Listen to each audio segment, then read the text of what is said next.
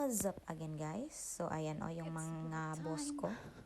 Yung sa Choco at saka yung asawa niya.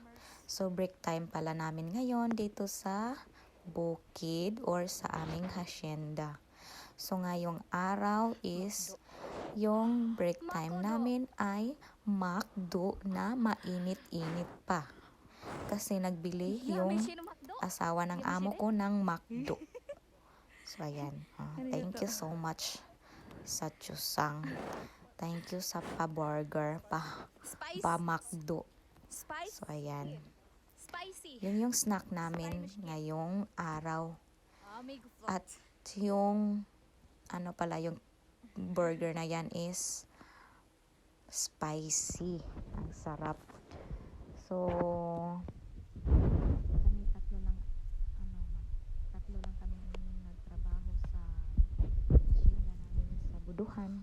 Tapos yung amo kong boss, yung sa Choco is nagtabi tayo ng hamburger. Itadakimasu. Nagbili ng McDonald's.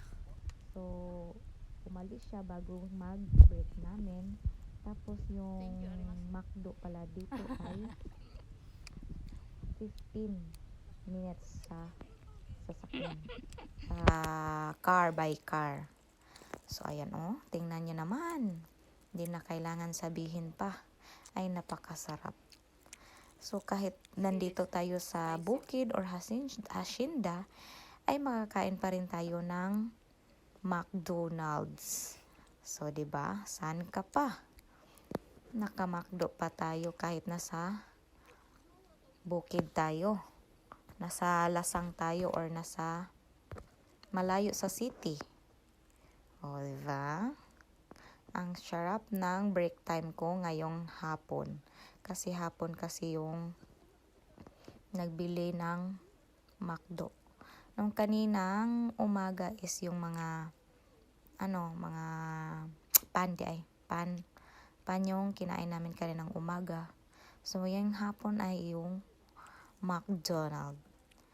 So, ayan. Sobrang busog ang tummy. At ang sarap ng spicy na McDo. So, masasabi ko sa inyo, sa mga gustong mag-Japan, ay huwag kayong matakot kung saan kayo ipadpad dito sa Japan. Kasi lahat ng mga like McDo or wala lang Jollibee ay mayroon dito sa Japan.